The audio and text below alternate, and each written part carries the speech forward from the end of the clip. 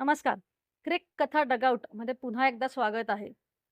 आज ज्या व्यक्तीशी मी गप्पा मारणार आहे, गप्पाच म्हणेन कारण जवळपास 15-20 वर्ष एकत्र क्रिकेट खेळलोय आणि साधारण एक 20-25 वर्ष आमची मैत्री आहे. ही व्यक्ती आहे जी युरोपियन क्रिकेट सर्किटमध्ये विमेन अंपायर 2च विमेन अंपायर आहे त्याच्यामधली ही एक माझी मैत्रीण. तिकडे ती काम करते.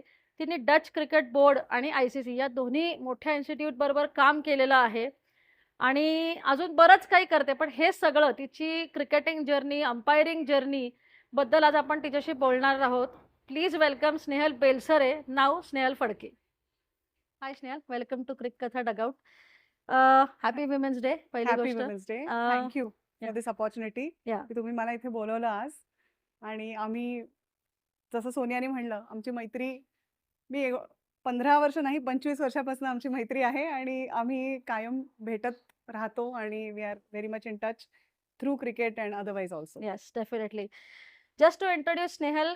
स्नेहल सध्या के-एन-सी-बी डच क्रिकेट बोर्ड बरोबर काम करते. ती तिकडे 2 विमेन अंपायर्स आहेत आणि I am so proud of her की त्या 2 विमेन अंपायरमधली स्नेहल एक विमेन अंपायर आहे, जिने युरोपियन क्रिकेट सर्किटमध्ये इंटरनॅशनल मॅचेस केलेल्या आहेत. सो सर्वात पहिले की त्याच्यासाठी खरंच खूप मस्त वाटतं. इथून नेदरलँड्सला आउट ऑफ इंडिया जाऊन तू क्रिकेटचं पॅशन कंटिन्यू केलं आणि इट शोज की जे आपलं पॅशन असतं, ते काही झालं तरी आपण पर्स्यू केलं पाहिजे स्ट्राँगली आणि you have to believe in yourself and Snehal has proved it that. तर थँक यू. सुरुवात आम्हाला सांगशील जरा तुझ्या क्रिकेटिंग जर्नीची सुरुवात कशी झाली? नक्कीच.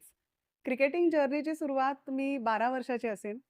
आई कायम माझ्या पेरेंट्सनी ऑब्झर्व्ह केलं होतं, की स्पोर्ट्समध्ये माझं इन्क्लिनेशन आहे किंवा I am doing well in sports. त्यावेळेस मी स्विमिंग करायचे आणि मी कॉम्पिटिशन्समध्ये भाग घ्यायचे. त्याच्यामध्ये मी चांगलं करत होते आणि कोच जे होते माझे स्विमिंगचे त्यांनी बघितलं होतं, की I have talent and I can progress in swimming. माझे वडीलही स्विमर होते. ओके. पण त्याच बरोबर मी क्रिकेट सोसायटीमध्ये आमच्या सोसायटीमध्ये खूप खेळायचे मुलांबरोबर आणि आईला कायम वाटायचं, की क्रिकेटमध्ये कुठली संधी मिळाली तर मी स्नेहलला रजिस्टर करीन आणि पाठवीन कोचिंग कॅम्पला किंवा काही असेल तर.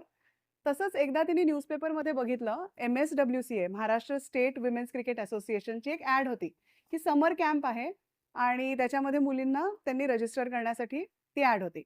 सो दे रजिस्टर्ड मी आणि मी 7वीत असेन, 6वीत असेन आणि मी ते केलं ते कॅम्प.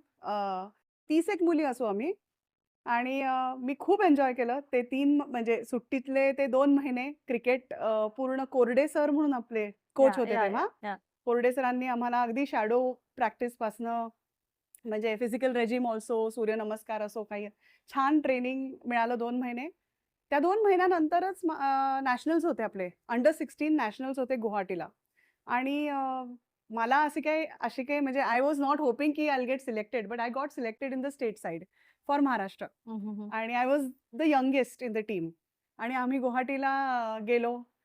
3 दिवस ट्रेनचा प्रवास करून आणि तेव्हापासून माझी क्रिकेटची सुरुवात झाली इंडियामध्ये आणि मग मी वयाच्या 22व्या वर्षापर्यंत कंटिन्युअस क्रिकेट खेळले with Maharashtra, west zone, inter zonals या सगळ्या लेव्हल्सवर. म्हणजे सब ज्युनियर्स खेळले अंडर 16, या. 92 मध्ये ओके. आणि लगेच मी जेव्हा 15 होते तेव्हा आय स्टार्टेड प्लेइंग अंडर 19 आणि when I was 15 years old सीनियर्समध्ये कॅलकटामध्ये जी टीम आपली गेली होती नॅशनल्सला, हां, हां, हां. त्यात माझं सिलेक्शन झालं. ऑफकोर्स मी पूर्ण सगळे मॅचेस एकच मॅच आत खेळले. बाकी मॅचेस बाहेर बसून बघितले. Kalyani Dhokrikar was the captain. Yeah. Just to know inform you की Snehal was a allrounder. Fast bowling करायची आणि टॉप ऑर्डर बॅटिंग करायची. चांगली प्लेयर होती. म्हणजे मी आज सांगू शकते तिला, की तू लवकर क्रिकेट सोडलंस. But definitely we will come to know की तिची जर्नी कशी कंटिन्यू झाली आणि मला वाटतं तुझं क्रिकेट स्टार्ट झाल्यानंतर 1 वर्षांनी क्रिकेट जॉइन केलेलं. सो बघायला गेलं तर सीनियर आहे माझी. ज एनिवेज मला सांग, की सध्या तू डच क्रिकेट के-एन-सी-बी बरोबर कनेक्शन आहे. तर जर्नी युरोपियन जर्नी कशी होती तुझी? कशी स्टार्ट झाली? नक्की. सो आधी मी हे सांगेन, की मी इथनं युरोपला माझा प्रवास म्हणजे 2004 मध्ये मी इकडनं युरोपला शिफ्ट झाले. सो गेली 22-23 वर्ष मी युरोपमध्येच स्थायिक आहे. मी I would say Europe is my home. My first home is here, but now Europe is my home. Definitely. आणि 2003 मध्ये मी मास्टर्स कंप्लीट केल्यानंतर I got some opportunities, job opportunities. माझं ह्याच्यामध्ये लग्नही झालं आणि ह्या सगळ्यामध्ये माझं क्रिकेट इंडियामध्ये या सुटलं. या आणि युरोपला जाऊन जर्मनीला मग आम्ही पहिले गेलो 2004 मध्ये. तेव्हा आत्ता जे आपण युरोपमध्ये बघतो की एवढे जास्त आपले भारतीय लोक तिथे आहेत किंवा एशियन लोक आहेत, तेव्हा तेवढी पॉप्युलेशन नव्हतं. आपली नव्हती. तर सुरुवातीला नक्कीच it was challenging to find my feet in Europe आणि get settled. Socially also finding ways, म्हणजे की कसं आपण इंटिग्रेट होऊ शकतो सोसायटीमध्ये. भाषा शिकायची झाली तर करेक्ट. जर्मन भाषा शिकावी लागली, या कारण तिथे फार कमी लोक इंग्लिश या बोलतात. मग जर्मनीमध्ये आम्ही काही वर्ष राहिलो. त्याच्यानंतर मग आम्ही नेदरलँड्समध्ये जेव्हा शिफ्ट झालो, नेदरलँड्समध्ये खरं तर मला क्रिकेट सापडलं. ओके. तोपर्यंत मला क्रिकेट सापडलेलं नव्हतं युरोपमध्ये. ओके. ग्रेट. म्हणजे थोडक्यात आहे की तुझा प्रवास डायरेक्ट नेदरलँड्सला नाही झाला, तर आधी जर्मनी झालं आणि मग नेदरलँड्समध्ये तुझं. कारण मी इफ आय रिमेंबर, मी महाराष्ट्र मंडळचा काहीतरी एक नेदरलँड्समध्ये कार्यक्रम होता, तेव्हा पण मी तुला ॲक्च्युअली टीव्हीवर बघितलं होतं आणि आय वॉज सो इम्प्रेस आणि किती छान वाटलेलं की आपली मैत्रीण तिकडे जाऊन महाराष्ट्र मंडळमध्ये सुद्धा इतकी ॲक्टिव्ह आहे आणि त्याच्यामध्ये का काम करतीये असं.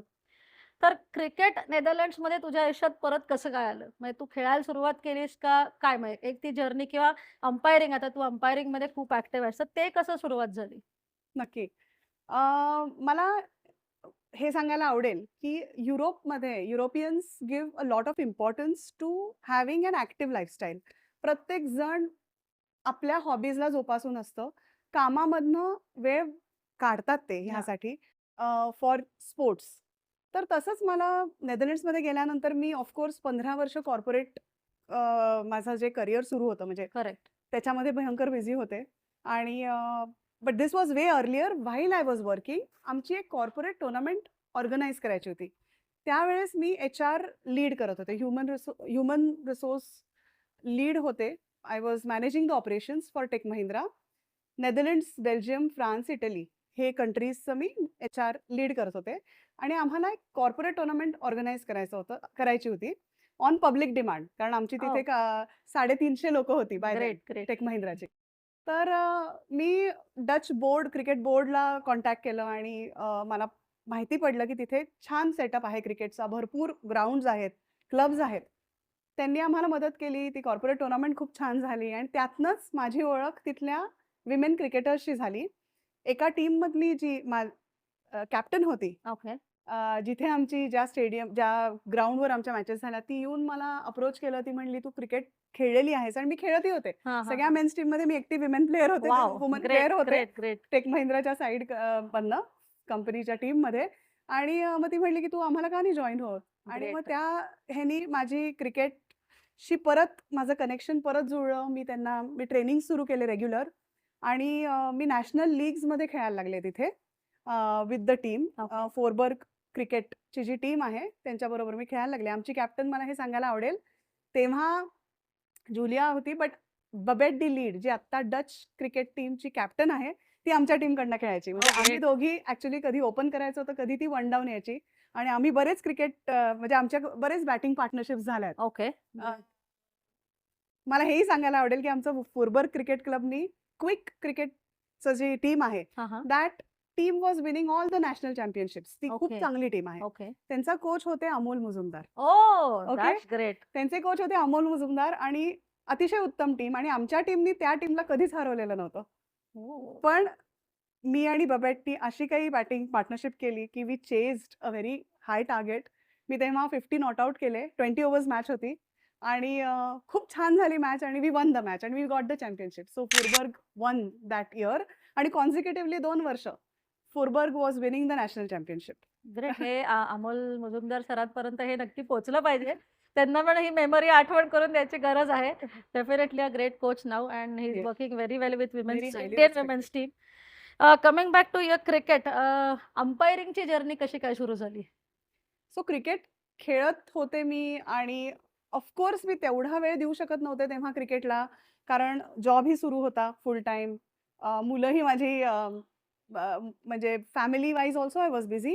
तर क्रिकेट कायम मी ॲज अ हॉबी आणि ॲज अ पॅशन कंटिन्यू केलं किंवा मला त्याच्यामध्ये काही ॲम्बिशन एवढं मी ठेवलं नाही, की मला नॅशनल साइडकडनं खेळायचं आहे. ऑल्दो स्टॅटिस्टिक्समध्ये मी खूप टॉपवर होते. बॅटिंग स्टॅटिस्टिक्स मी खेळायला लागले तेव्हा किंवा even bowling I was maybe like a number 3 bowler in the entire national हो, स्टॅटिस्टिक्स. ग्रेट. बॅटिंगमध्ये also I was in the number top 5 मध्ये असायचे मी.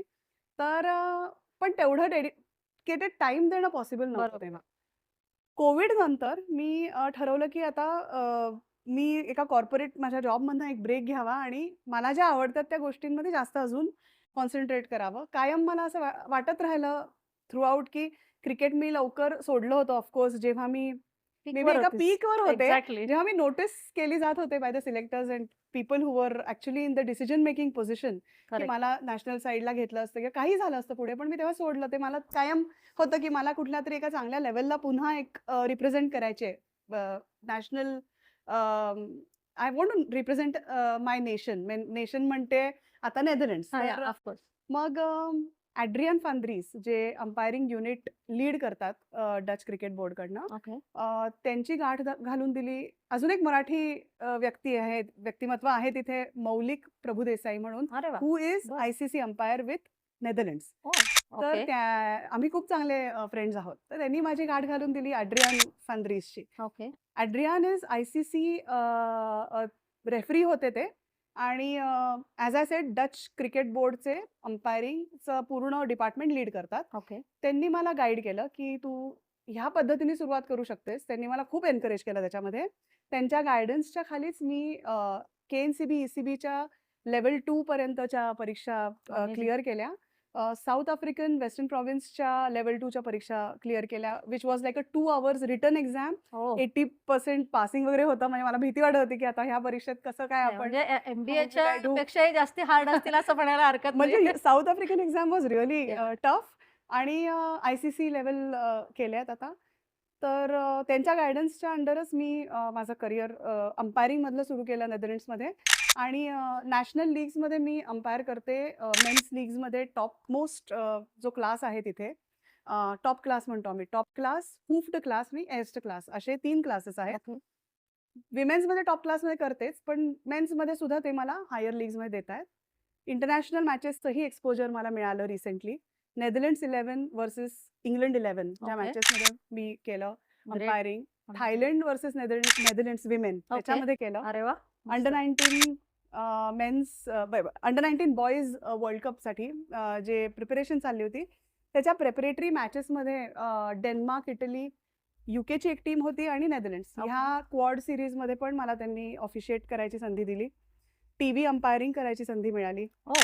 बरं. So on field umpiring plus TV umpiring ह्या सगळ्या अपॉर्च्युनिटीज मिळत गेल्या. अजून मी आय-सी-सी पॅनल अंपायर नाहीये, पण डेव्हलपमेंट पॅनल जो आहे के-एन-सी-बीचा जो विदिन द नेशन टॉपमोस्ट आहे किंवा युरोपियन सर्किटमध्ये मला बरोबर. भरपूर अपॉर्च्युनिटीज अंपायरिंगच्या मिळत असतात. ग्रेट स्नेहल, म्हणजे हे ऐकल्यानंतर इतकं छान वाटतंय, की तू तुझं ड्रीम पर्स्यू करतीयेस आणि तितक्याच पॅशनेटली करतीयेस, जितक्या पॅशनेटली तू खेळत होतीस. आणि we will definitely hope to see you in WPL किंवा डेफिनेटली इंडियाच्या विमेन्सच्या मॅचेसमध्ये कधीतरी अंपायरिंग करताना. ऑफकोर्स तू नेदरलँड्सकडनं येशील, त्याच्यामुळे तुला इंडियाच्या विमेन्सच्या मॅचेस मिळू शकतात. बट हो. डेफिनेटली तुला त्या लेव्हलला अंपायरिंग करायला आम्हाला सगळ्यांनाच नक्की बघायला आवडेल. अ, तू आपलं जेव्हा मागे बोलणं झालं तेव्हा तू म्हणाली होतीस, की तू डच क्रिकेट बोर्ड बरोबर काम करतेस, की आय-सी-सीचं म्हणजे ग्रासरूट लेव्हलला तिकडचं जे क्रिकेट आहे, विमेन्स क्रिकेट, बरोबर. ते डेव्हलपमेंट हेड करत होतीस. तर त्याच्याबद्दल थोडंसं सांगशील का, की काय तिथे तू म्हणजे काय-काय एफर्ट्स तुमच्या ह्याच्यात होते किंवा काय प्रगती प्रोसेस तुमची काय होती? नक्की. त्याच्यासाठी मी थोडंसं तुला मागे घेऊन जाईन. डच क्रिकेटची हिस्ट्री थोडीशी मला शेअर करायला आवडेल. नक्कीच. डच क्रिकेट बोर्ड जे आहे ना, ते 1890 मध्ये सेटअप झालेलं आहे. हे हो. खूप कमी लोकांना माहिती असतं, की 1890 मध्ये सेटअप झालेलं हे क्रिकेट बोर्ड आहे. Oldest cricket yeah board on the definitely. Continent and you can say one of the oldest in the world as well. 1890 मध्ये या. सेटअप झालेलं. तर ब्रिटिश लोकांनी क्रिकेट नेदरलँड्समध्ये ते घेऊन आले. It was considered to be a elite game, म्हणजे elite game आणि मोर पॉप्युलर दॅन फुटबॉल आणि hockey at that time. That is surprising. Seriously. Actually. आणि तिथले जे फुटबॉलमधले नामांकित क्लब्स आहेत, म्हणजे आयाक्स नावाचा क्लब आहे. AJX, आजाक्स म्हणतो, पण ओके. आयाक्स इन डच या. किंवा VOC इन रॉटरडॅम. हे 100 वर्ष पूर्वीचे क्लब आहेत आणि ते पहिले क्रिकेट क्लब म्हणून सेटअप झालेले होते. तर क्रिकेट हे खूप आधीपासनं नेदरलँड्समध्ये आलेलं आहे. So introduction of cricket to Netherlands is not required. They know cricket. आणि दुसरी गोष्ट म्हणजे आपण बाकीच्या कंट्रीजचं बघतो, की यूएस सारखी कंट्री, की cricket is being fuelled by the expat population, migrant population, जे एशियाहून तिकडे गेलेले करेक्ट. आपले जे तिथे स्थायिक झालेले आपले भारतीय आहेत करेक्ट. किंवा बाकी एशियन कंट्रीज आहेत, त्यांनी हे क्रिकेट बूस्ट करून क्रिकेट सेटअप केलं. करेक्ट. पण नेदरलँड्समध्ये तुम्ही टीम ही बघितली तर it is dominated by local Dutch players. Correct. आणि ऑफकोर्स रिसेंट टाइम्समध्ये जे इथनं लोक तिथे गेलेले आहेत, गेल्या 10 वर्षात भरपूर IT मुळे शिपिंग इंडस्ट्रीमध्ये, ऑइल इंडस्ट्रीमध्ये खूप लोक तिथे स्थायिक झाली आहेत. तर तेही आता खूप पॅशनेटली क्रिकेट फॉलो करतात. त्यामुळे फ्युचर डच क्रिकेटचं नक्कीच ग्रेट आहे. पण past also is very good to know about आणि it is deep rooted. Hockey आणि फुटबॉलनी कुठेतरी क्रिकेटला ओव्हरटेक केलं आणि तोच चॅलेंज घेऊन मी क्रिकेट बोर्डला जॉईन केलं, की हा सगळी हिस्ट्री माहिती करून करेक्ट. करेक्ट. हा एक चॅलेंज घेऊन क्रिकेट बोर्डमध्ये एक फुल टाइम पोझिशन होती to lead the grassroot cricket development of women's cricket. Women's cricket. मग Amazing. त्याच्यामध्ये मी जॉईन केलं. तो मी फुल टाइम माझा जॉब होता तो, आणि जस्ट 1 इयर बॅक. Yeah. आणि ICCला जे काय ब्रेनस्टॉर्मिंग सेशन्स व्हायचे असोसिएट नेशन्सचे, की कसं आपल्याला काय गरज आहे तिथे, करेक्ट. ह्या सगळ्या सेशन्समध्ये मला भाग घ्यायची संधी मिळाली. ट्रुडी लिंडब्लेड, स्कॉटलंडची CEO क्रिकेटची. बरोबर. I could sit in the same room with her, wow यार. With Esther de Amazing. Lange, Andy Wright, आणि ह्या सगळे ICCचे ऑफिशियल. स्नेहल प्रधान आपली Yeah. महाराष्ट्राची क्रिकेटर आहे, जी आमच्याबरोबर खेळलेली आहे आणि आता ती विमेन्स क्रिकेट ICC ICC मध्ये मध्ये काम त्या करते. डिपार्टमेंटमध्ये ती चांगल्या पोझिशनमध्ये चांगलं. आहे. सो तिच्याबरोबर काम करायची संधी मिळाली आणि आम्ही हे आयडेंटिफाय केलं, की currently the number of women playing cricket in Netherlands is very limited. म्हणजे एवढा जो काय देश आहे त्याच्यामध्ये ओन्ली 180 गर्ल्स आर हो. Actively playing cricket in Netherlands. हो. आता 180च्या पूलमधनं तुम्ही इमॅजिन करा, जेव्हा T20 वर्ल्ड कपला नेदरलँड्स क्वालिफाय होऊ शकतं, या. तर imagine the talent which is there. Definitely. In such a small pool, there are these girls who are actually achieving or going for such achievements. Correct. तर potential खूप आहे आणि मी join केलं. आम्ही एक विचार केला, की सॉफ्टबॉल क्रिकेट पण घेऊन येणं गरजेचं आहे. कारण का तिथे क्रिकेट, हॉकी आणि फुटबॉल खेळल्यानंतर काही मुली म्हणतात, की ओके अजून एक स्पोर्ट मला एक्सप्लोअर करायचा आहे. ओके. तर डायरेक्टली हार्डबॉलला जाण्याच्या ऐवजी they prefer going with a softball बरोबर. Cricket. We then got like Criiio cricket festival म्हणून ICCचं ओके. एक प्रोग्राम आहे, ओके. ज्याच्यामध्ये नेपाळ, बांगलादेश आणि UAE सारखे देश आहेत, जपान आहे. Yeah. त्याच्यामध्ये नेदरलँड्स सुद्धा became part of that program. It was the first country onboarded actually Oh. by ICC, and I led the Creo Cricket Amazing Festival यार. program for Seriously Netherlands. amazing. पहिल्याच फेस्टिवलमध्ये आम्हाला 300 मुली join झाल्या. Wow. 300 मुली ग्राउंडवर आल्या आणि ह्याच पद्धतीने आता आम्ही कंटिन्यू करतो आहे. फेस्टिवल्स कंटिन्युअस होत राहतील आणि hopefully will make cricket popular again. So definitely, I think those girls were waiting for your cricket festival to just announce, and then they are ready to come and join you. Correct. आणि I am sure की हे तू चालू ठेवशील आणि you will get more and more great players to play for Netherlands. खरं मगाशी तू cricket चालू केलंस आणि तू टॉप 5 मध्ये होतीस, असं थोड्या वेळ मनाला वाटून गेलं की तुला पण नेदरलँड्सकडनं खेळताना बघायला आवडलं असतं. But definitely umpiring now that you are into it, and we would definitely like to see you in as an umpire at a higher level. Coming back to the your playing days, तुझ्या अशा काही memories आहेत का? मग मला नक्की सांगा, 2-3 तर नक्की माहिती आहेत, पण अशा काही मेमरीज आहेत का की ज्या तुला शेअर कराव्याशा वाटतात? नक्कीच खूप मेमरीज आहेत. म्हणजे आपल्या तर आहेतच. जी काही बेसिकली फ्रेंडशिप किंवा माझ्या लाईफ लॉंग फ्रेंड्स जे मला मिळाले ते क्रिकेट थ्रूच मिळालेले आहेत. आणि आम्ही जे ट्रेनमधनं 3-3 दिवस ट्रॅव्हल करून जायचो टुर्नामेंट्सला, तिथे जाऊन राहण्याची सोय आजकाल एका 3 स्टार 4 स्टार हॉटेल्समध्ये असते, पण आम्ही खरं तर स्कूलच्या क्लासरूम्समध्ये किंवा बॅडमिंटन हॉल्समध्ये आणि अशा ह्याच्यामध्ये सुद्धा आम्ही इतके we used to be happy and content correct. With the idea की आम्हाला महाराष्ट्राला रिप्रेझेंट करायची संधी मिळाली आहे. आम्ही सगळे एकत्र आहोत आणि आम्ही असा मस्त प्रवास करून तिथे पोहोचतोय जिथे काय मॅचेस आहेत. गुवाहाटी असो, गुवाहाटी, साऊथमध्ये कुठलं भद्राचलम, कोलार, चेन्नई सगळीकडे छान जाऊन खेळायचो आणि मजा करून यायचो आणि एकमेकांना आम्ही एन्करेज करायचो. म्हणजे ती जी आमच्याकडे मोबाईल्सचं डिस्ट्रॅक्शन नव्हतं पहिली गोष्ट किंवा बाकी कुठले डिस्ट्रॅक्शन्स नव्हते. तर आम्ही वी हॅड आणि very less competition amongst each other. म्हणजे आता जे आपण बघतो की पहिल्यापासूनच people know where they want to reach and what they want to achieve. आम्ही तसं नव्हतं. We were going with the flow. म्हणतात ना की लाईफचं idea of leading a happy life is you should go with the flow. आणि we were going with the flow. We enjoyed cricket thoroughly. We had this great friendships आणि memories मध्ये अजून खूप आहे म्हणजे नाही, बोलण्यासारखं खरं क्रिकेटिंग तर. मेमरीज स्नेहलला आठवतील मेमरीज, पण मला नक्की 2 मेमरीज तिच्या सांगायला आवडतील आणि त्या मी असं म्हणजे बघितल्या पण आहेत आणि आय एन्जॉयड देम. कारण आम्ही भद्राचलम नावाचं एक छोटंसं गाव होतं आणि तिथे एक इन्व्हिटेशन टुर्नामेंट टाईप्स खेळत होतो आणि तेव्हा मोठमोठे प्लेयर्स होते आणि आत्ताचे जे इंडियाच्या ज्या मॅच रेफरी आहेत GS लक्ष्मी म्हणून, so she was one of the fast bowlers, one of the finest fast bowlers तेव्हा इंडियाकडनं खेळायच्या. आणि महाराष्ट्र वर्सेस आंध्र प्रदेश अशी मॅच चालू होती आणि स्नेहल बॅटिंगला होती आणि महाराष्ट्राला आय थिंक 2 रन हवे होते. अश्विनी नाडकर्णी आणि मी हां, आणि तुला 12 बॉल 35 रन हवे होते. हां, आणि त्याच्यानंतर ते करत आल्यानंतर 1 बॉल 2 रन हवे होते. तेव्हा स्नेहलनी GS लक्ष्मीला पाय बाहेर काढून बॉलर्स बॅक फ्लॅट 6 मारलेली. म्हणजे it was a treat to watch that 6 आणि ते आजपर्यंत APला हरवणं. तेव्हा actually AP was a very Was good a very team आणि tough team. स्ट्रॉंगेस्ट टीम आणि म्हणजे पूर्णिमा राव वॉज हां, that team. Purnima Rao, Mithali, Mithali, Vanita, Vanitha. GS Lakshmi असे बरेच मोठे-मोठे प्लेयर्स त्यांच्याकडनं खेळत होते आणि स्नेहल 19-20 वर्षाचीच असशील तू तेव्हा. हो. कारण तिने जो 20 तिचा एक वर्षाच्या. एक 20 फेव्हरेट years. शॉट होता. ती पाय बाहेर काढून टोलवायची आणि तसाच काहीसा शॉट तिने तो मारून 2 बॉल 1 बॉल 2 असताना तिने एक फ्लॅट 6 मारलेली. सो ते म्हणजे आजपर्यंत लक्षात आहे कारण it was amazing victory for Maharashtra team आणि खूप मस्त ती आम्ही एन्जॉय पण केली होती. आणि अजून एक हा जरा फनी इन्सिडेंट आहे की आम्ही नेट्समध्ये जेव्हा जेव्हा प्रॅक्टिस करायचो तेव्हा स्नेहल फास्ट बॉलर होती. ती लिटरली हातभर नो बॉल टाकायची. आय डोंट नो तो कसा पडायचा, पण हीच स्नेहल मॅचमध्ये आजपर्यंत एकही नो बॉल टाकलेली नाही. सो ते ॲक्च्युली खरं मी आज तुला विचारेन की तू हे कसं काय मॅनेज केलंस?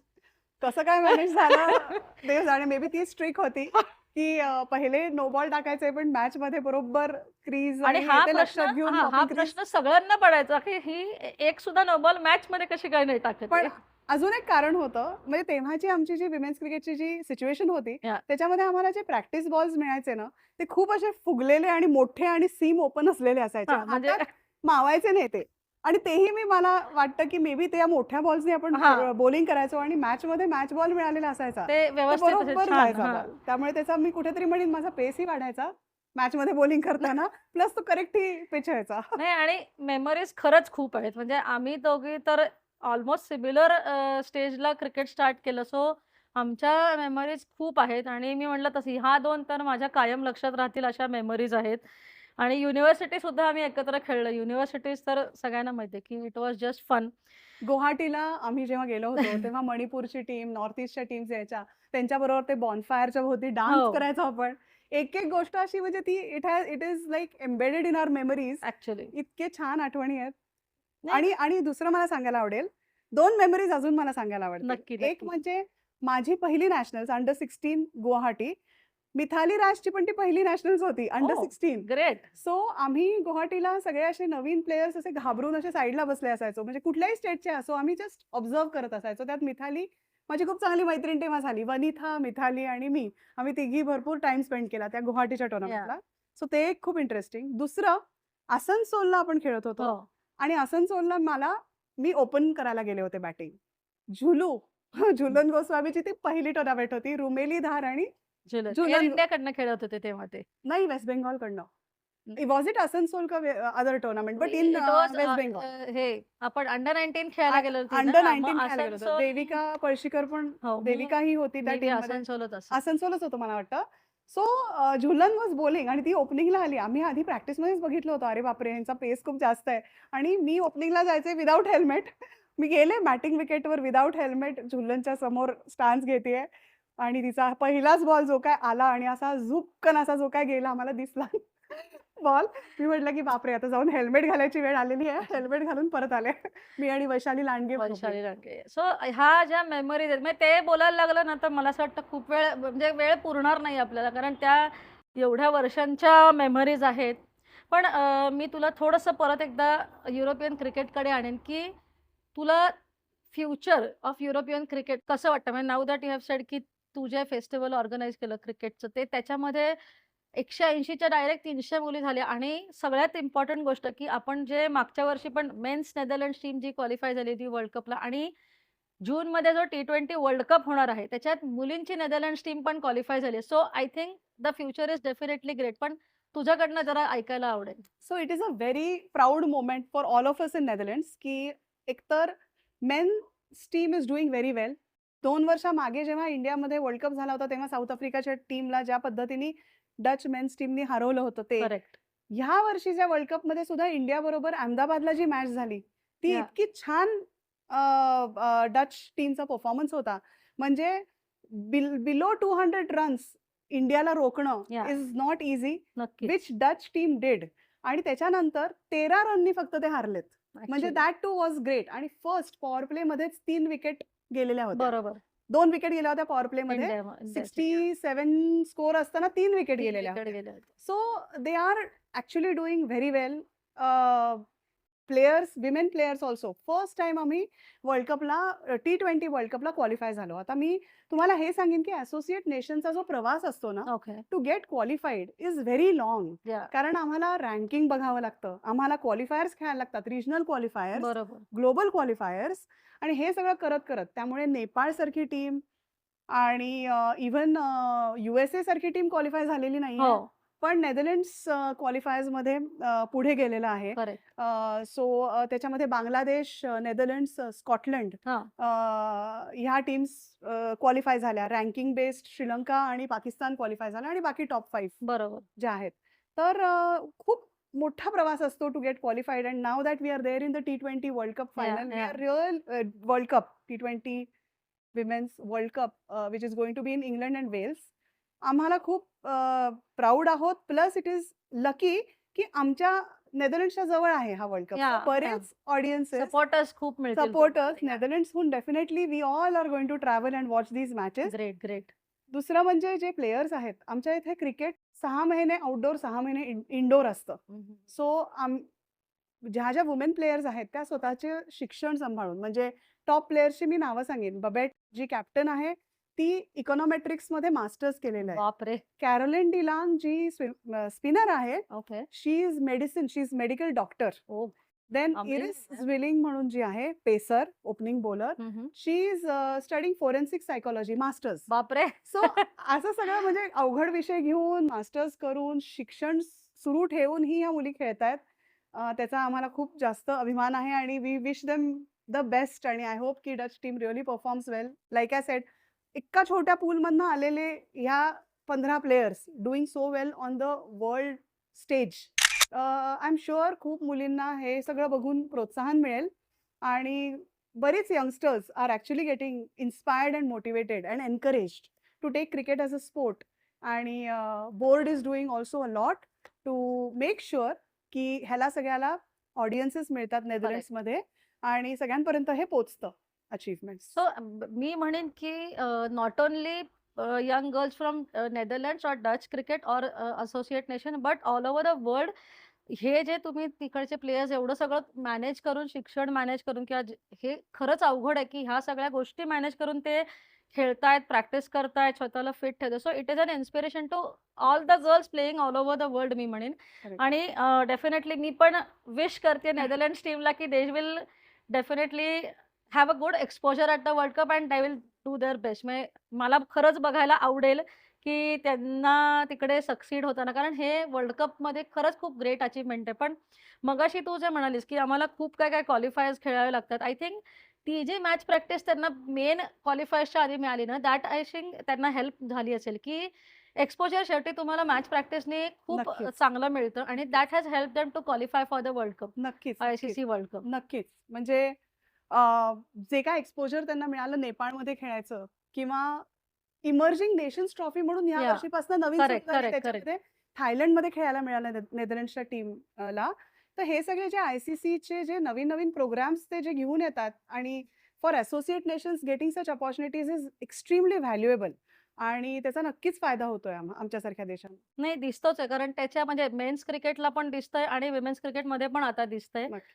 अ, अजून एक गोष्ट मी आवर्जून इकडे सांगेन, की स्नेहल फक्त क्रिकेट आणि अंपायरिंग आणि क्रिकेटमध्येच नाहीये, तर अजून एक खूप महत्त्वाचं कारण आहे ज्याच्यासाठी ती आत्ता इंडियामध्ये आहे. तर स्नेहल तू प्लीज सांगशील का हे काय आहे कारण? मला नक्कीच. माहिती आहे, पण ते तिच्याकडनं ऐकायला जास्ती आवडेल. नक्कीच. सो बेसिकली मी आता इंडियामध्ये आहे. एका डेलिगेशनचा भाग म्हणून मी इथे आले होते. नेदरलँड्समधनं टुरिझम मिनिस्ट्री ऑफ इंडिया आणि specially Maharashtra tourism, directorate of tourism of Maharashtra यांनी फॉरेन डेलिगेशन्स इन्व्हाईट केले होते. नेदरलँड्स, जपान, USA, श्रीलंका आणि जर्मनी, स्पेन सगळीकडनं डेलिगेट्स आले होते.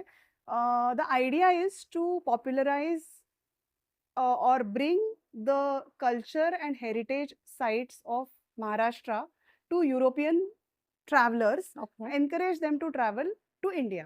आता ह्याच्यासाठी मला काय इन्व्हाइट केलं गेलं तर माझी एक ट्रॅव्हल कंपनी आहे हां. ज्याचं नाव आहे ट्रॅव्हल आर्क या. हॉलिडेज आणि आत्ता करंटली आम्ही इनबाउंड युरोपमधले ट्रॅव्हल्स ऑर्गनाईज करतो, हॉबी बेस्ड ट्रॅव्हल्स ऑर्गनाईज करतो किंवा ऑफ बीट ट्रॅव्हल्स. आता युरोपियन ट्रॅव्हलर्सना इंडियात घेऊन येण्याची विजन आहे आणि ड्रीम आहे आणि I am always involve with इंडियाच्या बाहेर राहिलं ना किंवा आपल्याला इंडियाचं कल्चर आपण कुठनं आलोय, आपले रूट्स ह्याच्याशी आपण खूप जास्त you you get that sort of a pride आणि that feeling that you should actually be a voice for it आणि that I do with the embassy of India in Netherlands. कुठलाही जर गणेशोत्सव असो तर आम्ही एकदम छान साजरा करतो गणेशोत्सव. लोकांना माहिती देतो की आमच्या सणांची माहिती म्हणा किंवा छत्रपती शिवाजी महाराज आणि त्यांचे जे प्रिन्सिपल्स होते, how he conquered the Maratha empire जसं त्यांनी उभं केलं, त्याचे जे मॅनेजमेंट प्रिन्सिपल्स त्यांचे होते करेक्ट. हे खूप ॲप्लिकेबल आहेत to managers also. So management अँगलनी मी तिकडे काही असे स्पीचेस मला द्यायची संधी मिळाली अरे वाह! की गुरिला टॅक्टिक्स म्हण किंवा how he organise the ministry at that time किंवा टॅक्सेशनचं त्यांनी कसं केलं होतं किंवा how he identified how he employed or recruited people management specially man कसं होतं मॅनेजमेंट ते? कसं केलं आणि हे सगळ्यावरती मी तिथे इन्व्हॉल्ड असते विथ द इंडियन एम्बसी. मी काही म्हणजे स्पीचेस द्यायची किंवा कुठलेही असे सेशन्स असतील तर they give me an opportunity and I am very happy to go there. So ह्या सगळ्या बॅकग्राऊंडमधनं ट्रॅव्हल आर्कचं ट्रॅव्हल टू इंडिया हे मी खूप passionately I am looking forward to I can see a lot of potential. So that is the reason why I was here this time. So allrounder हे अतिशय correct tag स्नेहलला तिने ते सगळं चांगलं जोपासलंय. म्हणजे फक्त क्रिकेटमध्ये ऑलराऊंडर नाही, पण तिच्या लाईफमध्ये सुद्धा ती एक ऑलराऊंडर म्हणूनच आम्ही तिच्याकडे बघतो. आणि थोडा पर्सनल आता प्रश्न मी विचारेन, की तुझा मुलगा क्रिकेट खेळतो नेदरलँड्समध्ये. तर काय माहिती त्याचं आम्हाला तर नक्कीच आवडेल त्याला नेदरलँड्सकडनं रिप्रेझेंट करताना बघताना. पण तो काय म्हणजे बॉलिंग करतो, बॅटिंग करतो, थोडं सांगशील का? सो तो आता अंडर 13 चे जे 30 प्लेयर्स ते आयडेंटिफाय करतं बोर्ड. लायन्स म्हणतात त्यांना. ओके. सो त्याच्यामध्ये तो स्क्वॉडमध्ये सिलेक्टेड वॉव! आहे आणि त्यांचे थ्रूआउट द इयर खूप उत्तम ट्रेनिंग सेशन्स होतात. Okay. Tim de Leede, Bas de लीडचे फादर, हो, he is a very known cricketer in that circuit also बरोबर. World wide. करेक्ट. ते कोच आहेत आरवचे हो. आणि आरव बॅटिंग बॉलिंग दोन्ही करतो. त्याला अतिशय इंटरेस्ट आहे क्रिकेटमध्ये आणि विराट कोहलीचा खूप मोठा फॅन आहे तो. त्यामुळे त्याची room is full of posters of Virat Kohli आणि मॅचमध्ये कायम कुठे चीअर करायचं म्हणजे नेदरलँड्सला आणि इंडियाला कसा हा प्रश्न त्याला असतो. पण तो नेहमी he is a ardent India cricket very fan good. As well. तर he aims to play cricket at higher level आणि होपफुली त्याला तशा संधी मिळत जातील. तो मेहनत नाही, घेतो. डेफिनेटली जीन्स उतरलेलेच आहेत आईचे आणि तो नक्की खेळेल. म्हणजे सुरुवात तर त्याची झालेली आहे आणि we wish him all the best, की त्यांनी छान प्रॅक्टिस करून मोस्टली प्रॅक्टिसपेक्षा त्यांनी एन्जॉय जो करतोय ते आत्ता क्रिकेट एन्जॉय करून क्रिकेट इंडिया आणि नेदरलँड्स दोन्ही कंट्रीजना सपोर्ट करून त्याचं क्रिकेट त्यांनी एन्जॉय करावं. स्नेहल, तू कथा डगआउटच्या साठी वेळ काढलास आणि इतकी अमेझिंग माहिती आम्हाला दिलीस. तर तुझ्या अंपायरिंग करिअरसाठी, खेळण्यासाठी, ट्रॅव्हल आर्कसाठी मी नक्की म्हणेन की wish you all the very best. आणि परत एकदा तुला आम्हाला नक्की भेटायचंय, कारण इथे थांबणार नाहीयेस तू हे आम्हालाही माहिती आहे. सो तुझ्याबद्दल, आरवबद्दल, तिचा मुलगा आहे आणि ट्रॅव्हल आर्कबद्दल भेटायला आपण पुन्हा एकदा स्नेहलला भेटूया. Thank you so much. Thank you very much. Yeah. Thank you.